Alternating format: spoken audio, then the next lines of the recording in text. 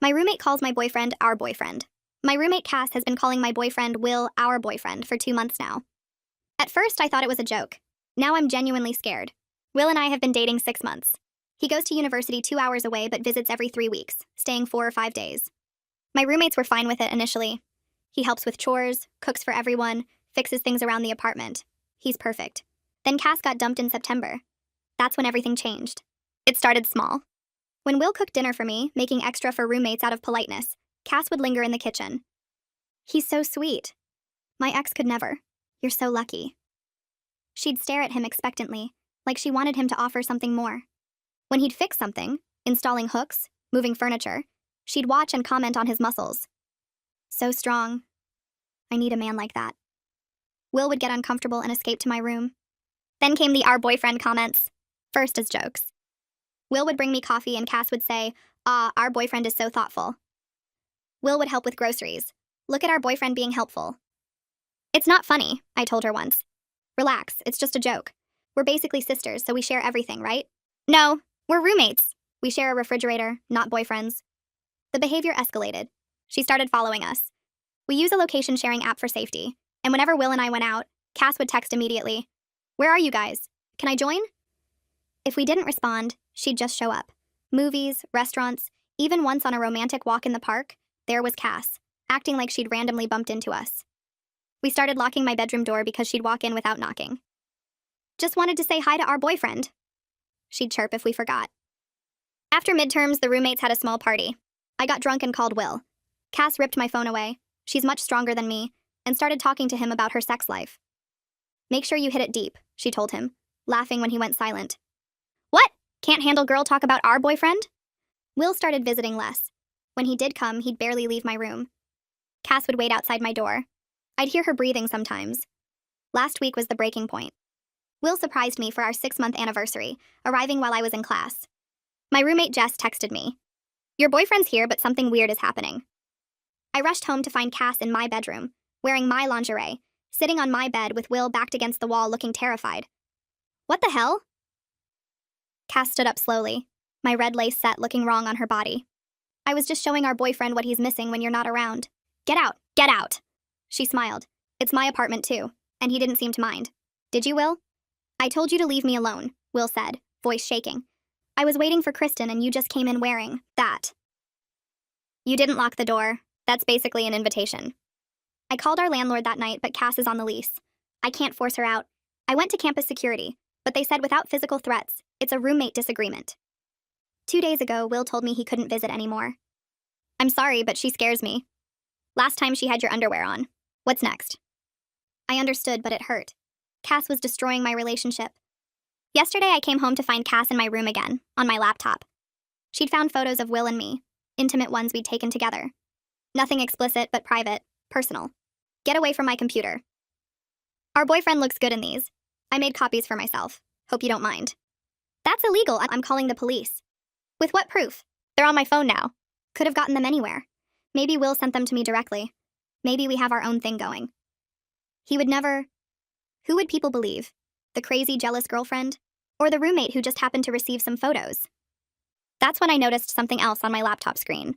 My email, open to a draft I didn't write, addressed to Will, breaking up with him, saying horrible things.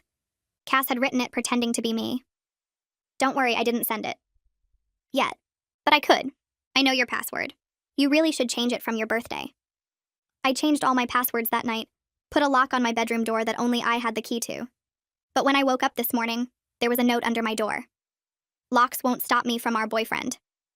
Check your phone. There was a text sent from my number to Will at 3 a.m. We need to talk. Coming to your place tomorrow. We have something to tell you. K&C, I never sent that text. I was asleep. My phone was next to me all night. Will texted back. Who is C? Why is she coming? Kristen, what's going on? I tried calling him, but he won't answer. Cass is gone, her car missing from the parking lot. It's a 2-hour drive to Will's university. She left 3 hours ago. She's there right now, and I don't know what she's telling him. I'm shaking so badly I can barely hold my phone as I try calling Will again. It goes straight to voicemail for the 4th time. Cass has been at his campus for at least 30 minutes now. I have no idea what she's telling him or what she might do. My hands keep slipping on the screen as I try to dial again. The apartment feels too small suddenly, like the walls are closing in. I pace from the kitchen to the living room and back, checking the location app every few seconds. Cass's dot sits right on top of Will's dorm building, not moving, just sitting there. My chest feels tight and I can't get enough air. What is she saying to him right now? Is she showing him those photos she copied? Is she telling him I sent her there? The fake text said we had something to tell him. Like we're a team. Like we're together in this. I try calling one more time and it goes straight to voicemail again. He's either ignoring my calls or his phone died or Cass did something to it. None of those options make me feel better. Jess comes out of her room, still in her pajamas even though it's almost noon. She finds me pacing in the living room and her eyes go wide when she sees my face. I must look crazy. I feel crazy. I explain what's happening. The words tumbling out so fast I'm not sure they make sense. The fake text. Cass leaving 3 hours ago. Will not answering. Jess's face goes pale as she listens. She sits down on the couch like her legs won't hold her anymore. She admits Cass has been acting even stranger lately, talking about Will constantly and going through my things when I'm at class. My stomach drops. Jess has known this whole time and didn't tell me. She says she's seen Cass standing outside my locked bedroom door just listening. She's heard Cass talking to herself about Will when she thinks no one is home. Last week, Jess caught Cass going through my closet, holding up my clothes and looking at herself in the mirror. Jess thought about saying something but didn't want to cause drama. Drama. Like this isn't already the worst drama possible. I make the decision immediately. I'm driving to Will's university right now, even though it's 2 hours away and I have an exam tomorrow. I don't care about the exam. I need to get to Will before Cass does something worse. Jess offers to come with me for support and I'm so grateful I could cry. I'm too panicked to make this drive alone. My hands are still shaking and I'm not sure I could focus on the road. Jess says she'll drive and I can keep trying to reach Will. She disappears into her room to get dressed and I grab my keys and phone and wallet. I don't pack anything else. I don't think about what we'll do when we get there. I just know I need to go now. We're on the road within 15 minutes. Jess drives while I keep trying to reach Will and checking Cass's location on the app. Cass's phone shows she's stationary at Will's dorm building, which makes my stomach twist with worry about what's happening there. Is she in his room? Is she talking to his roommate? Is she waiting in the lobby? The dot doesn't move. Just sits there like a target. I try calling Will again. Voicemail. I try texting. No response. I open the location app again and zoom in on Will's dorm. The dot is right there. Cass is right there. I zoom out and check our location. We're barely 10 miles from our apartment. This drive is going to take forever. Jess merges onto the highway and I watch the mile markers start to count down. 120 miles to go. 2 hours feels like an eternity. Jess starts talking and I realize she's been keeping notes about Cass's behavior because it scared her. She pulls out her phone at a red light and shows me. Dates and times and descriptions. The times Cass stood outside my locked door. The weird comments about sharing everything. The way Cass watched my location obsessively. Jess has pages of notes going back weeks. She says she should have told me sooner but didn't want to cause drama. That word again. Drama. I tell her it's okay, that I missed the signs too, that we both thought Cass was just weird and lonely after her breakup. But looking at Jess's notes, seeing it all written down like evidence, makes it real in a way it wasn't before. This isn't just roommate weirdness. This is something worse, something dangerous.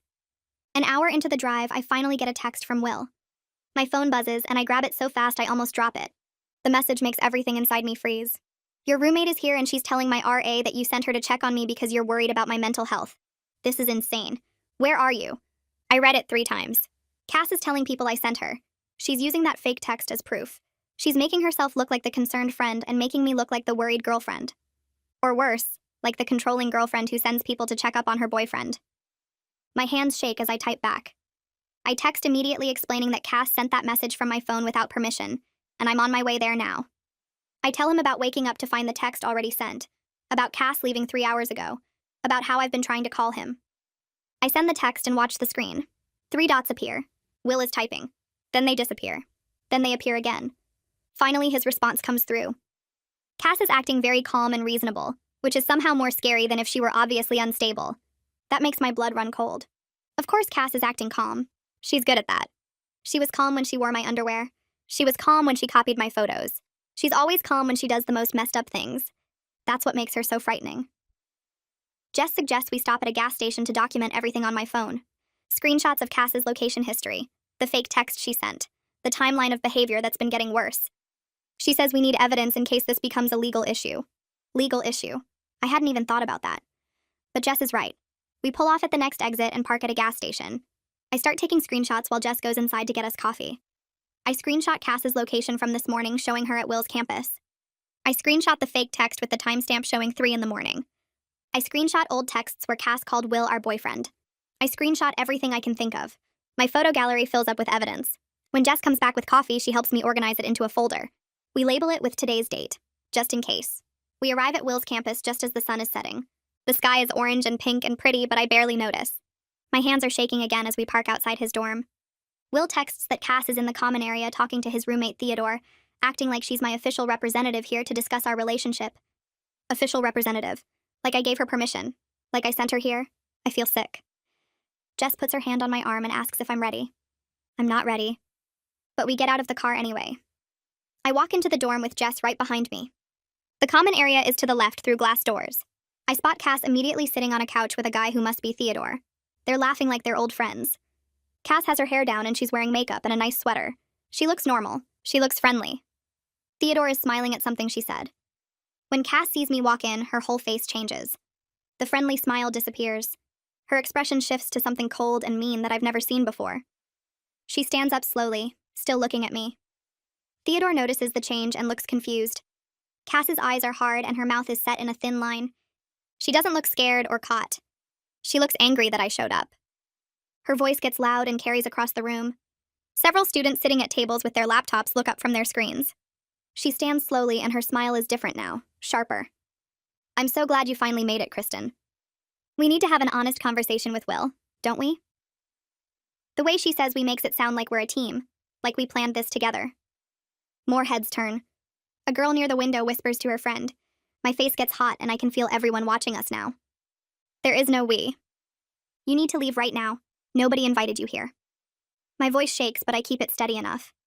Cass tilts her head like I said something funny. Will seemed really happy to see me when I got here. We had a great talk about all the problems you've been having. He understands now. She looks at Will when she says it. Will's face goes red and he steps back from her. He looks uncomfortable, almost sick. Theodore glances between them, looking confused. Will moves forward and stands next to me. I asked you to leave about 6 times, Cass. You kept saying you were worried about Kristen and needed to make sure she was okay. You wouldn't go. His voice is firm, but I can hear the strain in it. Theodore nods and crosses his arms. She showed up maybe an hour ago. I thought she was your friend at first because she acted normal, but every time we asked her to leave, she changed the subject or said she needed 5 more minutes. Theodore's friendly smile from earlier is completely gone now. He's looking at Cass differently, more carefully. Jess pulls her phone out and holds it up so Theodore can see the screen. She swipes through screenshots while she talks. Cass has been following them for months. She uses their location app to show up wherever they go. She goes into Kristen's room without permission. She sent a fake text from Kristen's phone at 3 in the morning. Jess keeps swiping and shows him more. Photos of the weird texts. The timeline of Cass showing up at restaurants and movies. Theodore's eyes get wider as he scrolls through the evidence. His whole body language shifts. He steps away from Cass slightly and looks at her like he's seeing someone completely different. Cass's calm face cracks. Her jaw gets tight and her eyes narrow. Everyone is making this into such a huge deal. I just wanted Will to know how much Kristen complains about him when he's not around. She's always saying she wishes he went to the school here instead of 2 hours away. She thinks you're clingy. She looks right at Will when she says it. She actually sent me here to break up with you because she's too scared to do it herself. Her voice gets louder and sharper with each word. Will's face goes pale. I grab my phone and pull up my email. My hands are shaking so much it takes me 3 tries to find the right folder. I turn the screen toward Will. Look at this. Cass wrote this on my laptop pretending to be me. I never wrote any of this. The draft email is still there with all those horrible things about Will, things I would never say. Will takes my phone and reads it. His expression changes from hurt to confused to angry in about 10 seconds. He looks up at Cass. You wrote this? You actually sat at her computer and wrote a fake breakup email? His voice is different now, harder. Theodore reads over his shoulder and his mouth drops open. Someone must have called the residential advisor because she comes through the glass doors looking serious. She's a tall woman with dark hair pulled back and she's wearing a staff badge. What's going on here? I got a report of a disturbance. I start to explain, but my words come out jumbled. Jess jumps in and shows the RA her phone with all the screenshots. Will shows her the fake email. Theodore confirms that Cass refused to leave when asked multiple times. The RA's face gets stern as she listens. She turns to Cass. You need to leave this building immediately. You're not a student here and you're clearly unwelcome. Cass crosses her arms.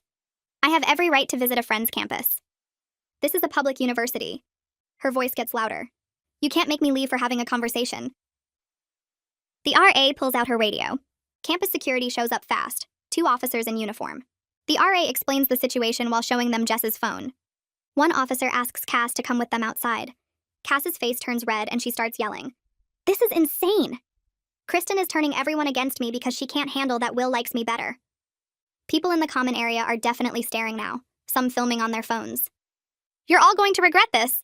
Every single one of you! She points at me as the security guard guides her toward the door. She jerks her arm away from him but walks toward the exit. You ruined everything, Kristen. Everything. Her voice echoes through the common area as she pushes through the glass doors. We all follow outside and watch her storm across the parking lot to her car. The security guard follows at a distance to make sure she actually leaves. She gets in her car and slams the door so hard I can hear it from where we're standing. Her tires squeal when she pulls out. The security guard comes back and takes statements from all of us. He writes everything down in a small notebook. Will's hands shake while he talks. He describes how Cass showed up acting concerned and friendly, asking about his classes and his roommates. Then she started mentioning things she shouldn't know. His work schedule at the campus library, the name of his biology professor, what time he usually goes to the gym. She knew my whole routine, things Kristen never told her because we barely talk about that stuff. She must have been reading our messages. His voice breaks a little. The security guard writes faster. We finally go back inside and up to Will's room. Theodore says he's going to give us privacy and heads to the library. Will sits on his bed and puts his head in his hands. He's shaking all over. I sit next to him and he leans against me. She sat right there on the couch and told me she was worried about you. That you'd been crying a lot and talking about breaking up with me. She said you sent her to check on me because you were too upset to come yourself. He looks up at me. I almost believed her at first. She sounded so genuine. Then she started talking about my schedule and I realized something was really wrong. She knew I had a chemistry lab on Tuesdays and Thursdays. She knew I eat lunch at the dining hall near the science building. How would she know that? His eyes are wet. My stomach drops. I pull out my phone and start going through my settings. I need to change every single password right now. Email, social media, everything. Will moves closer and helps me. We go through account after account. My email shows login history and my blood runs cold. There are logins from Cass's IP address going back 3 weeks. She's been reading my emails for almost a month. Every message I sent to Will. Every conversation with my sister. Every private thing I wrote to Jess complaining about the situation. Will finds more evidence in my cloud storage. Cass logged in there too and looked through my photos. The private ones. The ones just for me and Will. She's been in everything, I say. My voice sounds far away. I pull up my email app and scroll through the login history. There are access points from locations I've never been, at times when I was in class or asleep. Cass has been reading everything for weeks. Will opens my photo storage and we find the same pattern. She looked through my private pictures over and over, downloading copies to her own device. My hands shake so badly I almost drop my phone. Will takes it from me and keeps checking. We go through my social media accounts and find she's been logged in there too, reading my private messages with friends and family. She knows everything about my life, every conversation, every plan, every private thought I shared with people I trusted. Theodore comes back from the library and knocks on the door. Will lets him in, and Theodore looks at both of us sitting on the bed surrounded by phones and laptops. We show him what we found, and his face gets serious. He pulls out his own phone and starts taking pictures of the login histories and access records. He says we need to document everything before Cass has a chance to cover her tracks or delete evidence. Jess texts asking if we're okay, and I tell her what we discovered. She responds immediately that she's been feeling watched lately too, like someone was going through her things when she wasn't home. She says she's going to check her own accounts now. Will finds a document in my cloud storage that I didn't create. It's a detailed list about him with his class schedule written out by day and time. His work shifts at the campus library, the names of his friends and roommates, places he goes regularly like the gym and dining hall, his favorite coffee shop and what he usually orders. The document has dates going back almost 2 months, right after Cass got dumped. She's been building a file on him this whole time, learning his patterns and routines like she was planning something. Theodore reads over Will's shoulder and says, "This is serious stalking behavior, not just a roommate being weird or jealous." He suggests we go to campus police right away because this level of surveillance and planning is dangerous. It's almost midnight, but I'm too scared to wait until morning. What if Cass comes back here tonight? What if she does something worse now that she knows we're on to her? Theodore says we can crash in the common area on the couches if we want to stay on campus where there are people around and security. Will agrees immediately, and Jess texts that she's staying at her girlfriend's place tonight because she doesn't feel safe at the apartment alone. We gather our phones and laptops with all the evidence we found. Theodore leads us downstairs to the common area where a few other students are studying late. The space feels safer with other people around, and a security guard who walks through every hour. Will and I sit together on one couch while Jess takes the other one. Theodore brings us blankets from his room and bottles of water. Nobody can sleep. We keep checking our phones and looking at the evidence we collected. Will finally starts talking about how scared he's been since the lingerie incident. He says he didn't want to make me choose between him and my living situation because he knew I couldn't afford to break my lease or move out suddenly. He's been having trouble sleeping and focusing on his classes because he keeps thinking about Cass showing up at his door or following him around campus. He feels guilty for not being more direct about how frightened he was, but he didn't want me to think he was overreacting or being dramatic. I tell him he wasn't overreacting at all, and I should have taken the situation more seriously from the start. We talk for hours about all the warning signs we both ignored or explained away. The breathing outside my door, the constant location checking, the way Cass inserted herself into every part of our relationship, how she always knew where we were and what we were doing. Will says he started avoiding visiting me not because he didn't want to see me, but because he was genuinely afraid of what Cass might do next. Theodore falls asleep in a chair nearby, but Will and I stay awake watching the sun come up through the windows. Morning light fills the common area and other students start moving around, heading to early classes or the dining hall. I feel exhausted but wired with anxiety about what comes next. I pull out my phone and call my older sister Heidi, because I need advice from someone outside this mess who can think clearly. She answers on the second ring, sounding worried because I never call this early. I explain everything that happened yesterday and last night, about Cass driving here uninvited and the evidence we found of her stalking behavior. Heidi listens without interrupting, and when I finish, she's quiet for a moment. Then she says this behavior pattern matches stalking cases she's read about in her psychology grad program. She explains that stalkers often escalate when their target tries to establish boundaries or pull away. The surveillance and information gathering are signs of obsessive behavior that typically gets worse without intervention. She asks if I've contacted police yet, and I tell her we're planning to go this morning. Heidi says she's driving down right now and she'll be here in a few hours. She wants to review everything with us and help figure out the next steps. She tells me not to go back to the apartment alone and to stay somewhere public with other people around until she gets here. I feel relief hearing her voice and knowing she's coming to help. Will wakes up Jess and we all get coffee from the campus cafe. We sit at a table near the windows where we can see people walking by outside. Theodore joins us and we go through all the evidence again, making sure we have screenshots and documentation of everything. Heidi arrives around noon looking tired from the drive but focused. She hugs me tight and then sits down with us at the table. We show her everything we found on my accounts and the detailed file Cass made about Will.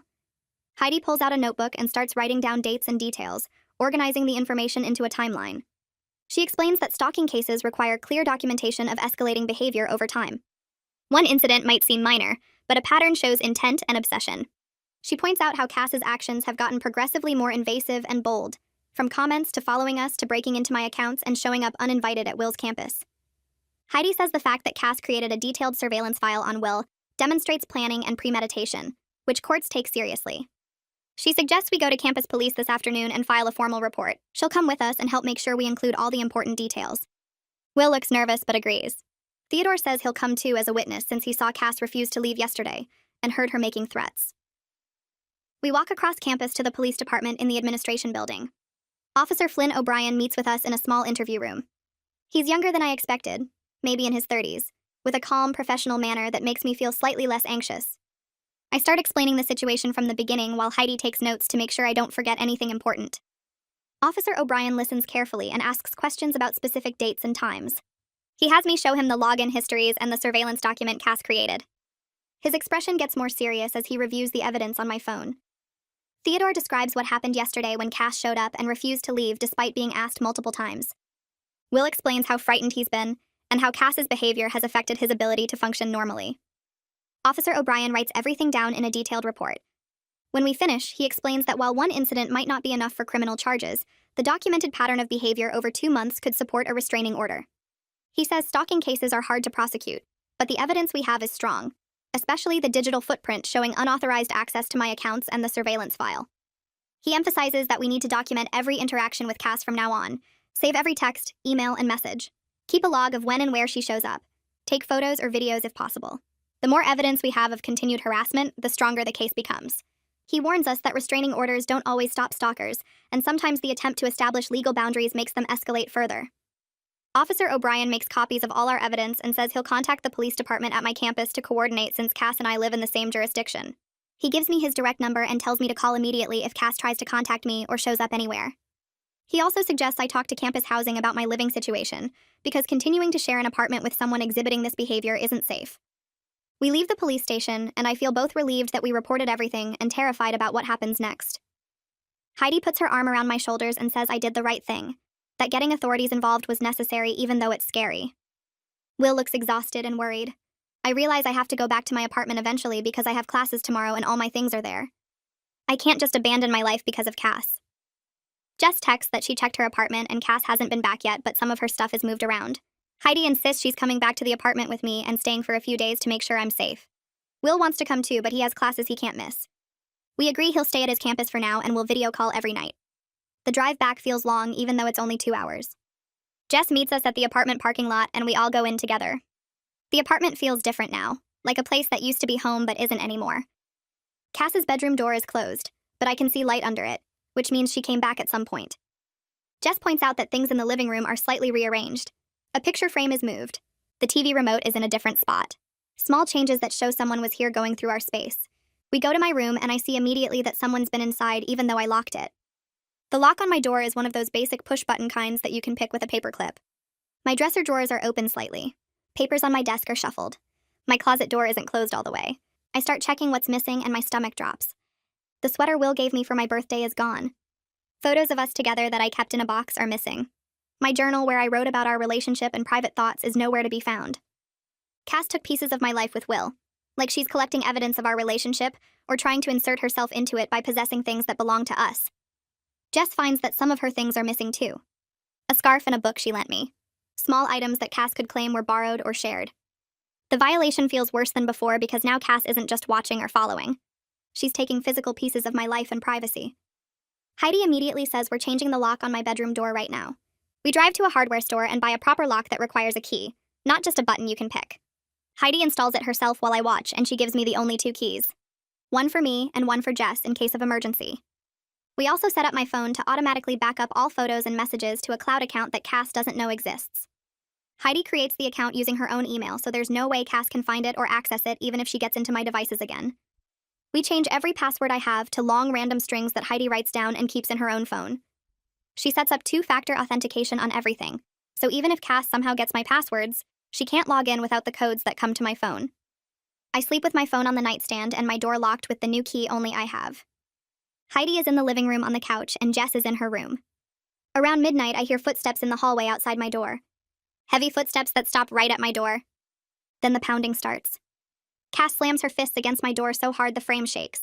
She yells that I'm being ridiculous and dramatic. She says she just wanted to borrow some things and I need to stop acting like a victim. The pounding gets louder and I can hear her trying the doorknob over and over. She screams that this is her apartment too and I can't lock her out. I grab my phone and text Heidi that Cass is outside my door. Within seconds, I hear Heidi's voice in the hallway telling Cass to stop and go to her room. Cass yells back that Heidi has no right to be here and needs to mind her own business. The pounding continues and now Cass is kicking the door. I hear Heidi on the phone with someone and she says the address clearly. She's calling the police.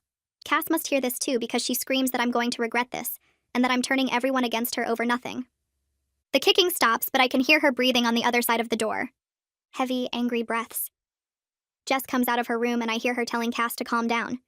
Cass tells Jess to shut up and that she's a traitor too. The next 15 minutes feel like hours. I stay in my room with my door locked and listen to Cass pacing in the hallway. She mutters things I can't quite hear. Finally, I hear new voices. Deep official voices asking questions. Heidi lets the police officers inside and I hear everything change. Cass's voice becomes soft and shaky. She sounds like she's crying. She tells the officers she's just worried about me and wanted to make sure I'm okay. She says I've been acting strange lately and she's concerned. One officer asks me to come out and I unlock my door with shaking hands. There are 2 officers in uniform standing in our living room. Cass is sitting on the couch with tears on her face, looking small and scared. She looks at me with wet eyes and says she's sorry for scaring me. The officers ask to speak with each of us separately. One takes Cass into her room while the other talks to me and Heidi in my room. I show him everything on my phone. The police report from Will's campus. The screenshots of Cass's location following us. The fake text she sent from my phone. The photos of my ransacked room. Jess comes in and shows her phone too with all the notes she took. Dates and times of Cass's behavior. The officer writes everything down in a small notebook. He looks at the police report from Will's campus and nods slowly. He says he recognizes this pattern. He's seen it before in stalking cases. He says the behavior is escalating and I should seriously think about getting a restraining order. He explains what that means and how to file for one. The other officer comes back from talking to Cass and they step into the hallway to discuss. I can hear them talking in low voices. They come back and tell Cass she needs to leave me alone. They give her an official warning. Cass nods and says she understands. She apologizes again. The officers leave and the apartment becomes so quiet I can hear the refrigerator humming. Heidi makes tea and we sit in my room with the door locked. I can hear Cass in her room on the phone. Her voice carries through the thin walls. She's talking to someone and getting louder. She says I'm trying to steal her boyfriend. She says I'm turning everyone against her. She says I'm making up lies to get her in trouble. Her voice gets higher and more upset. She says Will loves her and I'm just jealous. I look at Heidi and she shakes her head. We don't sleep much that night. The next morning, I have an appointment with a campus counselor that Heidi set up for me. Her name is Violet Shin, and she works in the Student Health Center in an office with soft lighting and comfortable chairs. I tell her everything that's happened, and she listens without interrupting. When I finish, she says what Cass is doing is serious. She uses words like obsessive attachment and erotomania. She explains that some people develop intense fixations on others who are unavailable. She says it's not about love, but about control and fantasy. She says stalkers often believe their target secretly wants them despite clear rejection. Violet helps me make a safety plan. She writes everything down on a printed form. She says I should vary my routes to class, so Cass can't predict where I'll be. She gives me a list of campus security phone numbers and emergency contacts. She says I should tell my professors what's happening so they're aware. She helps me identify safe people I can contact in different campus buildings if I need help. She emphasizes that stalking usually gets worse when victims try to set boundaries. She says Cass might escalate further now that police are involved. This scares me, but Violet says it's important to be prepared. She schedules weekly appointments with me and gives me her emergency contact information. She says I can call anytime if I feel unsafe. After meeting with Violet, I go to the legal aid office on campus. A woman named Michaela Harden meets with me in a small conference room. She's a lawyer who offers free help to students dealing with harassment. I show her all my documentation, and she goes through everything carefully. She takes notes and asks specific questions about dates and times. She says I have a strong case for a civil restraining order. She explains the process will take several weeks. First, we file for a temporary order. Then there's a court hearing where a judge decides if it becomes permanent. Michaela explains that a restraining order won't force Cass out of our apartment right away. The lease makes that complicated. But the order will legally prohibit Cass from contacting me or coming near me. She warns me that many stalkers violate restraining orders. She says I need to keep documenting everything and report every violation. She says each violation can result in criminal charges. Michaela helps me fill out the paperwork right there. She explains every section and makes sure I include all the important details. She says we'll file this tomorrow and Cass will be served with the temporary order within a few days. That evening, Jess comes to my room and closes the door. She looks tired and scared. She says she can't live here anymore. She's breaking her lease early and moving in with her girlfriend off campus. She feels guilty leaving me, but she doesn't feel safe with Cass here. I tell her I understand completely. I'm actually relieved she's getting out. She shouldn't have to deal with this. Jess says she'll still be around and we can meet for coffee anytime. She promises to testify if I need her for the restraining order hearing. She starts packing that night. 3 days later, I'm in class when my phone buzzes. It's a text from Michaela saying Cass has been served with the temporary restraining order. My stomach drops. I know Cass is going to be furious. The court date for the permanent order is set for 2 weeks from now. 2 weeks where I have to face Cass in court and explain everything in front of a judge. 2 weeks of waiting and worrying about what Cass might do next. I leave class early and go back to my apartment. Jess is already gone. Her room is empty. It's just me and Cass now in this apartment, and Cass legally can't come near me, but we share walls and a kitchen. I lock myself in my room and try to study, but I can't focus. I keep thinking about the court date and having to see Cass there, having to tell a judge about the lingerie incident and the stalking and everything else. My phone buzzes again. It's Will asking if I'm okay. I tell him about the restraining order and he says he's proud of me. He wishes he could be here, but he has exams he can't miss. We video call that night and just seeing his face makes me feel a little better. But I'm still scared. 2 weeks feels like forever. The next day, I wake up to notifications flooding my phone. My stomach drops when I open social media and see Cass has posted 3 times since last night. Nothing direct, just vague messages about fake friends and people who betray you when you need them most.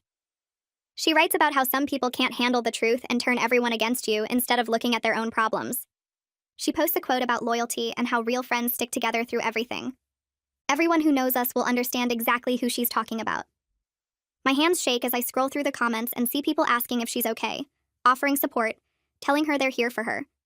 She's already started building her version of events where she's the victim. I put my phone down and try to focus on getting ready for class, but my mind keeps spinning. Cass is telling people her story right now, twisting everything to make herself look like the wronged party. I wonder how many people will believe her before they hear my side. By lunchtime, 3 different people have reached out asking what's going on with me and Cass. One girl from my biology class sends a long text saying Cass told her I got jealous and controlling about her friendship with Will. Another acquaintance messages asking if it's true that I'm trying to get Cass kicked out over nothing. Someone else heard I filed false reports to get attention. I feel sick reading these messages because Cass has been busy spreading her lies and some people are buying it completely. I spend an hour writing responses, explaining the real situation with evidence and screenshots. Some people apologize immediately when they see proof of what actually happened. Others go quiet and don't respond at all, which makes me wonder if they believe Cass more than me. My close friends rally around me after I show them everything, and that helps. But I still feel isolated knowing there are people out there who think I'm the crazy one. Jess texts me that Cass has been posting in group chats too, playing the victim and making it sound like I overreacted to harmless jokes.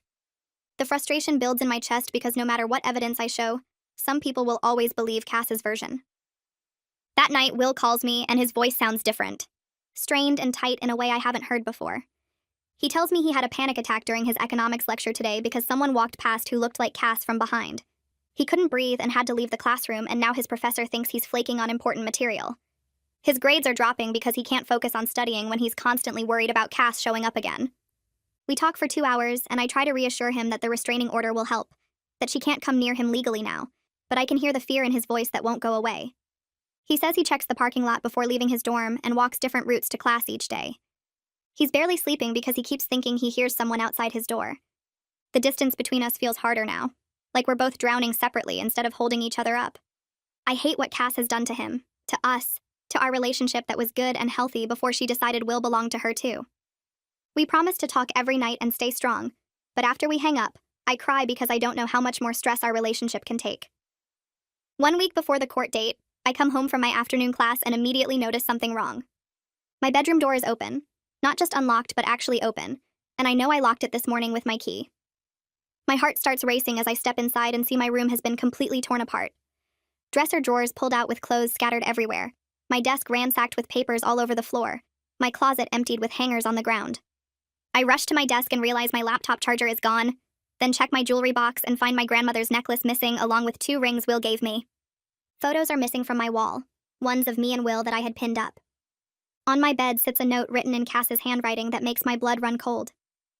You can't keep what's meant to be shared. My hands shake as I take photos of everything with my phone, documenting the destruction and the note before I touch anything else. This is worse than before because Cass broke through my lock somehow, violated my space completely, and took things that matter to me personally. The message is clear and threatening, and I know this crosses a major line legally. I call the police immediately and ask specifically for Officer O'Brien since he knows our case. He arrives within 20 minutes and I show him everything, my voice shaking as I explain what's missing and what the note says. He walks through my room slowly, taking photos from multiple angles and writing detailed notes about each item that was taken or damaged. He examines my door lock and points out scratches around the keyhole where Cass must have picked it or forced it somehow. He bags the note as evidence and labels it carefully, explaining that this is a clear and serious violation of the temporary restraining order. He asks if I have receipts or photos of the stolen jewelry, and I show him pictures on my phone where I'm wearing my grandmother's necklace. He documents the laptop charger model and serial number from my purchase records. The whole process takes over an hour, and Officer O'Brien stays patient and thorough, making sure every detail is recorded properly. He tells me this violation, combined with the burglary charges, significantly strengthens my case for the permanent restraining order. He says Cass will face criminal charges for this, not just a civil order violation but actual crimes. Officer O'Brien stays at my apartment and we wait for Cass to return. He positions himself in the living room where he can see the front door clearly. Around 6:30 that evening, I hear keys in the lock and my whole body tenses. Cass walks in carrying shopping bags and her face goes from casual to shocked when she sees Officer O'Brien standing there. He identifies himself and tells her she's under arrest for violating the restraining order and for burglary.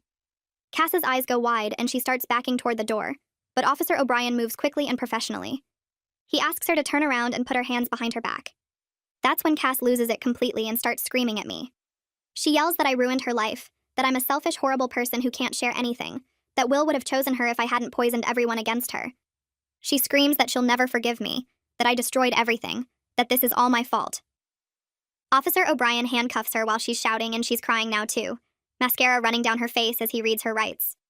Other officers arrive to assist, and they search Cass's room with her permission, finding my laptop charger and some of the photos she took from my wall. They bag everything as evidence while Cass keeps crying and yelling about how unfair this is. Watching her get let out in handcuffs should feel like relief, but instead I just feel exhausted and sad that it came to this. The next day, I get a call from Michaela telling me Cass posted bail already. My stomach sinks because I hoped she'd stay in jail at least until the court hearing, but apparently her parents paid to get her out. Michaela explains that the judge modified the restraining order, though, adding specific terms that prohibit Cass from returning to our apartment at all. Cass can't come back to get her things without police supervision, and she has to arrange that through proper legal channels. Michaela says this is actually good for me because it means I won't have to see Cass around the apartment anymore, at least not without officers present. She warns me that Cass might try to retaliate in other ways since she's out on bail, so I need to stay alert and keep documenting everything. I feel some relief knowing Cass legally cannot come back here freely, but I'm also anxious about what she might do next. People who violate restraining orders once often do it again, and Cass has already shown she doesn't care about legal consequences when she wants something. I meet with Roger Bartlett, my landlord, at his office the next morning to discuss my options. He's a middle-aged man with kind eyes who listens carefully as I explain everything that's happened. I show him the police reports, the restraining order paperwork, and photos of my ransacked room. He shakes his head and says he had no idea the situation had gotten this serious. I ask if there's any way to break my lease early, or have Cass removed permanently from the apartment. Roger reviews the lease carefully, and explains that normally breaking a lease costs 2 months' rent as penalty, but given the criminal charges and restraining order, he's willing to make an exception. He says he can let me out of the lease early without any penalty, because this situation involves my safety and documented criminal behavior. He'll work on getting Cass's name removed from the lease entirely since she's legally prohibited from being there anyway. I feel tears of relief because this means I can actually leave and find somewhere safe. Roger is sympathetic and understanding, saying he has a daughter in college and would want someone to help her if she was in this situation. He gives me 30 days to find a new place and move out, and he'll handle all the paperwork to make it official. That afternoon, I call my sister Heidi and tell her about Roger's offer to let me break the lease. She immediately says she'll help me apartment hunt this weekend. By Saturday, we're driving around looking at different places near campus. Most are too expensive for me to afford alone since I was splitting rent 3 ways before. Heidi finds a small studio apartment just 15 minutes from campus that's available immediately. It's tiny, just 1 room with a bathroom and kitchenette, but it has good locks, and the building requires keycard access. The rent is almost double what I was paying before, and I start to panic about how I'll afford it. Heidi calls our parents right there and explains the situation. Within an hour, my mom calls back and says they'll help cover the rent difference each month because my safety is more important than money. She sounds scared and angry about everything that happened, but mostly she just wants me somewhere secure. I cry on the phone thanking her because I didn't want to ask for money, but I also desperately need to get away from that apartment. We put down a deposit that same day, and the landlord says I can move in next weekend. Having a concrete plan and a safe place to go makes me feel like I can finally breathe again. The court hearing for the permanent restraining order happens 2 weeks after I filed, exactly on schedule. I wake up that morning feeling sick with nerves because I have to testify about everything in front of a judge. Michaela meets me at the courthouse and walks me through what to expect. We sit in the hallway outside the courtroom waiting for our case to be called, and my hands won't stop shaking. When they finally call us in, I see Cass sitting at a table with her lawyer, a sharp-looking woman in an expensive suit. Cass won't look at me directly, but I can see her jaw clenched tight. The judge is an older woman who looks stern but fair. Michaela presents our evidence first, walking through the timeline of Cass's behavior with photos, text messages, police reports, and witness statements. I have to take the stand and testify about the lingerie incident, about coming home to find my room ransacked, about the fake text Cass sent from my phone. My voice shakes, but I get through it, answering the judge's questions as clearly as I can. Cass's lawyer tries to make it sound like misunderstandings, like Cass was just a concerned friend who got caught up in drama. She suggests I overreacted to normal roommate conflicts, and that Cass's mental health struggles make her a victim too. But the evidence is too strong, the police report's too detailed, the pattern too clear. Officer O'Brien testifies about the break-in and arrest, and his professional account carries weight. The judge reviews everything carefully, asking pointed questions that Cass's lawyer struggles to answer convincingly. The judge leans back in her chair and reviews the final documents one more time before speaking. She looks directly at Cass and then at me, her expression serious and measured. She announces that based on the evidence presented, including multiple police reports, witness testimony, and documented violations of boundaries, she's granting a permanent restraining order valid for 3 years. Cass must stay at least 500 feet away from me at all times. She must stay away from Will. She must stay away from both our campuses and any place she knows we frequent regularly. The judge adds that any violation will result in immediate arrest and criminal charges. I feel my whole body relax for the first time in weeks, like I've been holding my breath underwater and finally broke the surface. But when I glance over at Cass, She's staring at me with an expression I've never seen before. Pure hatred.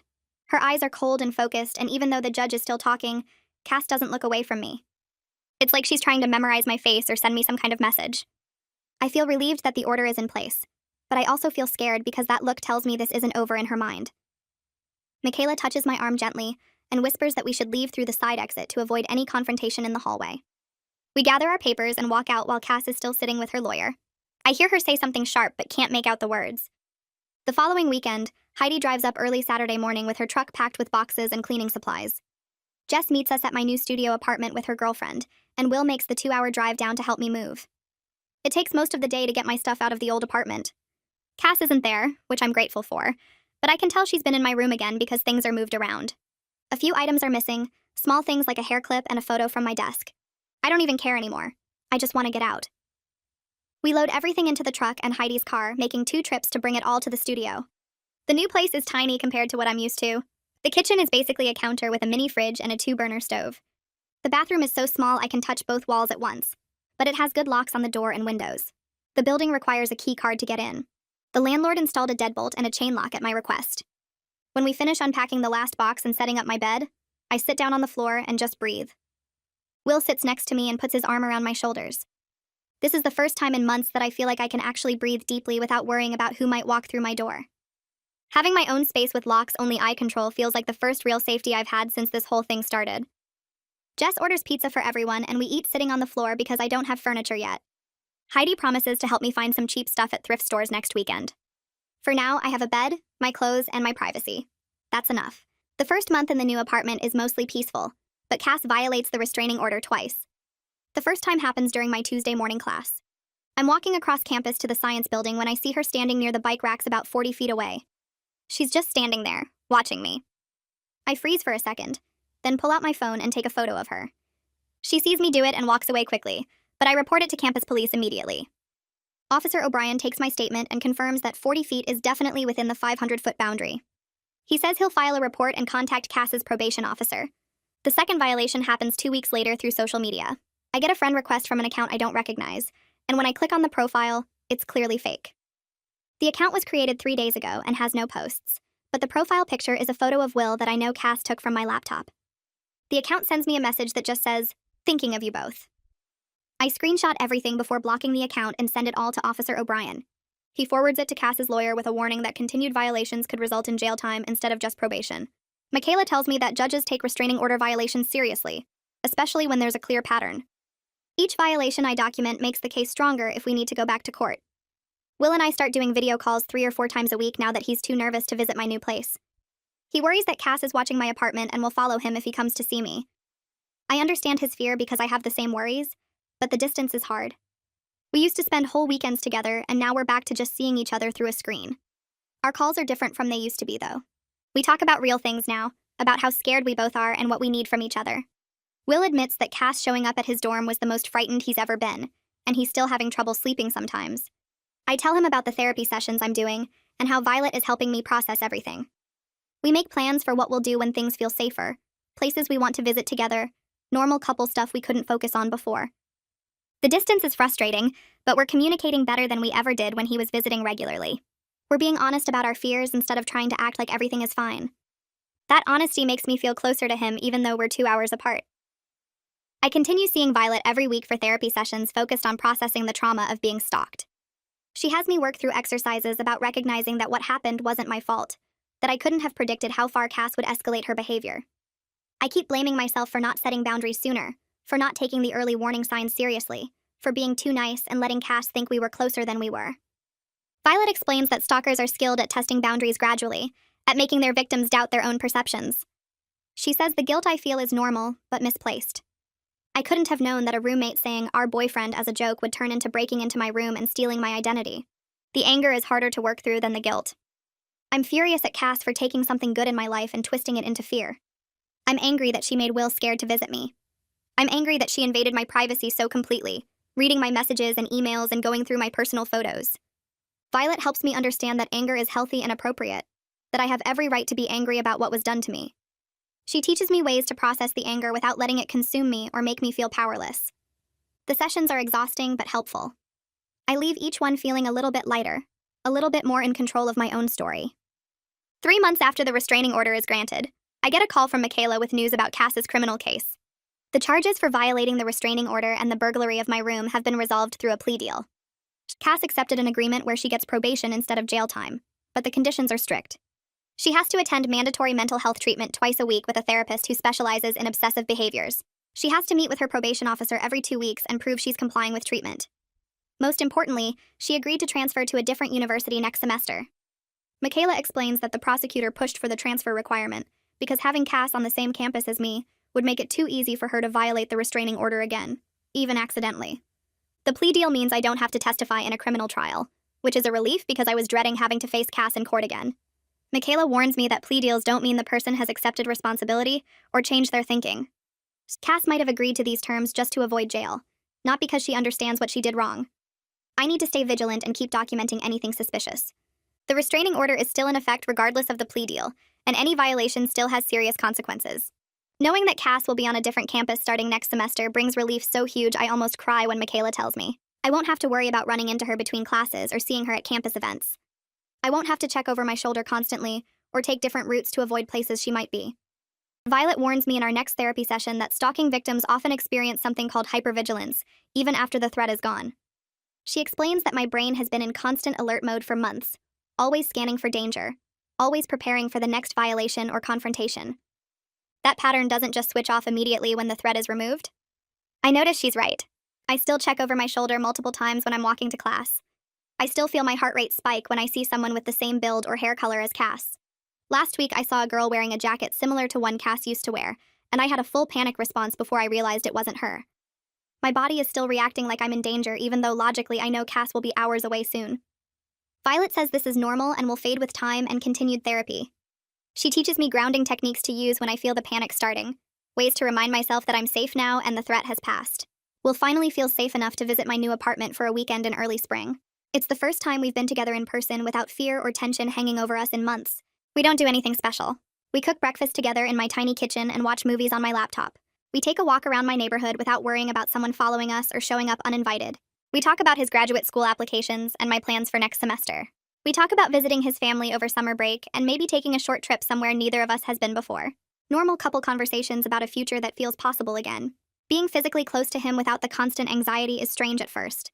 I realize how much tension I'd been carrying, how much I'd been bracing myself for something bad to happen every time we were together. Will admits he feels the same way, that he's been waiting for Cass to appear around every corner. But she doesn't appear. Nobody bangs on my door or sends weird messages. We spend the weekend reconnecting and remembering why we work as a couple. When Will leaves Sunday evening, I feel sad but not scared. We have plans for him to visit again in 2 weeks. We're building something real again without Cass's shadow over everything. Jess and I meet for coffee regularly now, usually once a week at a place halfway between our apartments. She apologizes again for not speaking up sooner about Cass's behavior, for not warning me how serious it was getting. I tell her the same thing I've told her before, that I don't blame her. I missed the signs too. I lived with Cass and saw her every day, and I still didn't recognize how dangerous her obsession was becoming until it was already out of control. Jess shares that she's been having some anxiety since everything happened, that she feels guilty for not protecting me better as a friend. I remind her that she did help. She documented Cass's behavior. She came with me to Will's campus. She testified at the restraining order hearing. She helped me move. Those actions mattered. We talk about how we both learned the same hard lesson, that you can't always tell who's going to become dangerous just by looking at them. Cass seemed normal at first, a little intense after her breakup, but not scary. The escalation was so gradual that we both normalized behaviors that should have alarmed us. We bond over our shared experience of surviving something frightening and coming out the other side. Jess is one of the few people who truly understands what those months were like, because she witnessed it firsthand. I join a campus support group for students who've experienced stalking or harassment. The group meets every other week in a private room at the counseling center. There are usually 6 or 7 people there, mostly women but a couple of men too. Hearing others' stories helps me feel less alone in what I went through. Several people share that their stalkers also seemed normal at first. One girl talks about an ex-boyfriend who seemed hurt but accepting when they broke up, then gradually started showing up everywhere she went. A guy describes a classmate who became obsessed after they worked on one group project together. The gradual escalation made them doubt their own perceptions. They wondered if they were overreacting or being paranoid. They tried to be nice and give the person the benefit of the doubt. Everyone in the group understands that specific guilt, that feeling of, I should have known sooner, or I should have been more firm about boundaries earlier. The group facilitator reminds us that stalkers are skilled manipulators who test boundaries incrementally. They make their victims question reality and doubt their own instincts. Recognizing the patterns after the fact doesn't mean we failed to protect ourselves. It means we're learning and healing. Listening to others describe their experiences and recovery gives me hope that I'll eventually feel normal again, that the hypervigilance and fear will continue to fade until they're just memories instead of constant companions. I start turning in assignments on time again, checking them twice before submitting because I'm not distracted by wondering if Cass is reading my emails or following my location. My biology professor accepts my late lab reports without penalty after I explained the situation to her earlier in the semester, and I managed to pull my grade up from a C to a B by finals week. The chemistry midterm I thought I'd failed completely actually comes back with a passing score, and my advisor tells me I'm back on track for my degree requirements. I can sit in the library now without constantly watching the door or checking my phone every 5 minutes to see if Cass has somehow bypassed my new security settings. My hands don't shake when I open my laptop anymore, and I've stopped having nightmares about finding her in my room wearing my clothes or touching my things. Will surprises me 3 weeks before our anniversary by booking a hotel in a city neither of us has ever visited, somewhere 4 hours away where nobody knows us and Cass definitely won't appear. We drive there on a Friday afternoon with the windows down and music playing, and for the first time in months, I feel like a normal college student on a normal trip with her boyfriend. The hotel room has a view of the downtown area, and we spend the evening walking around looking at shops and restaurants without me checking over my shoulder every few minutes. We eat dinner at a small Italian place where the waiter doesn't ask why I keep my phone face down on the table, or why I tense up when someone walks past our booth. That night in the hotel room, Will holds me, and we talk about how close we came to breaking up, how Cass almost succeeded in destroying what we built together. He tells me he's proud of how I handled everything, getting the restraining order and moving out and not giving up even when it felt impossible. I tell him I'm sorry he had to experience any of it, that he got pulled into my roommate's obsession and felt unsafe in his own dorm.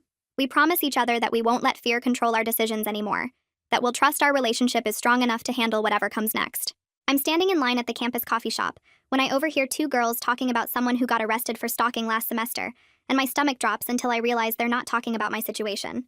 Later that week, Jess texts me that she heard through a mutual friend that Cass is going to therapy twice a week as part of her probation requirements and enrolled at a different university 3 hours away for the spring semester. The news makes me feel strange, like I should be happy she's getting help, but also worried that therapy won't fix whatever made her obsess over Will in the first place. I maintain all my security measures anyway, keeping my location sharing turned off except for a few trusted people and checking my bedroom door lock every night before bed. Violet reminds me during our session that Cass's recovery isn't my responsibility, that I can hope she gets better while still protecting myself and maintaining firm boundaries. Heidi calls me on a Tuesday afternoon sounding excited and a little emotional, telling me she finished her psychology degree and got accepted into a specialized program for trauma therapy. She says helping me through the stalking situation made her realize she wants to work with people who've experienced similar violations of safety and trust, that watching me navigate the legal system and recovery process showed her how much people need advocates who understand. I feel proud that something positive came from everything that happened, even though I wouldn't wish that experience on anyone. Heidi tells me I was braver than I thought I was, that most people don't recognize stalking behavior until it's already dangerous, and I managed to take action before Cass could escalate further. We talk about how she'll start her graduate program in the fall, and maybe I can help her with research projects about stalking prevention and victim support. 6 months after Cass moved to her new university, I walk across campus to my morning class without checking behind me every few steps or scanning crowds for her face. The constant tension in my shoulders has faded, and I don't jump anymore when someone approaches me from behind in the library or dining hall. I still see Violet every other week because recovery isn't linear, and some days I still feel anxious in situations that remind me of when Cass was following me everywhere. But most days now I feel normal, like a regular student worried about regular things like exams and assignments, instead of wondering if my former roommate is watching my apartment or tracking my location. I can enjoy coffee with friends without positioning myself to see all the exits, and I don't feel the need to document every interaction in case I need evidence later. Will calls me with news that makes me actually scream with excitement in the middle of the student center. He got accepted to a graduate program at a university only 30 minutes from mine, which means he'll be moving closer next fall, and we can finally have regular dates without the 2-hour drive between us. We video call that night and talk about apartment hunting and how strange it will be to see each other multiple times a week instead of once every few weeks. He tells me he's excited to build a future together that isn't defined by what happened with Cass, where we can just be a normal couple doing normal things. I tell him I want to cook dinner for him in my apartment without fear of someone breaking in, to go on walks without checking if we're being followed, to exist together without trauma hanging over everything we do. I'm able to look back now and see how much I've changed since that first day I dismissed Cass calling Will, our boyfriend, as a harmless joke. I learned that being kind and accommodating doesn't mean accepting behavior that makes me uncomfortable, that setting boundaries isn't mean or dramatic but necessary for my own safety. I learned to advocate for myself even when institutions like campus security initially dismissed my concerns, to document everything and build a case until people took me seriously. I learned that protecting myself isn't selfish, that I don't owe anyone access to my space or my relationship just because we share an apartment or because they're going through a hard time. I learned to trust my instincts when something feels wrong instead of talking myself out of my own discomfort because I don't want to cause conflict. My studio apartment has become exactly what I needed, a space where I control who enters and when, where every item belongs to me and hasn't been touched or borrowed or stolen by someone else. I decorated it with posters and plants and photos of people I trust, and I installed a chain lock that makes me feel secure when I'm home alone at night. Will visits on weekends now, and we cook together in my tiny kitchen, and I don't have to worry about someone walking in without knocking or listening outside my door. Jess comes over for movie nights, and we laugh about normal things instead of whispering about concerning behavior or planning safety strategies. My relationship with Will is stronger than it was before everything happened with Cass, because we learned to communicate about fear and boundaries and trust, because we chose each other even when it would have been easier to walk away. I've built a support system of people who respect my space and my choices, who understand that safety isn't paranoia and boundaries aren't punishment. I'm genuinely happy now in a way I wasn't sure I'd feel again 6 months ago, and I'm proud of myself for getting here.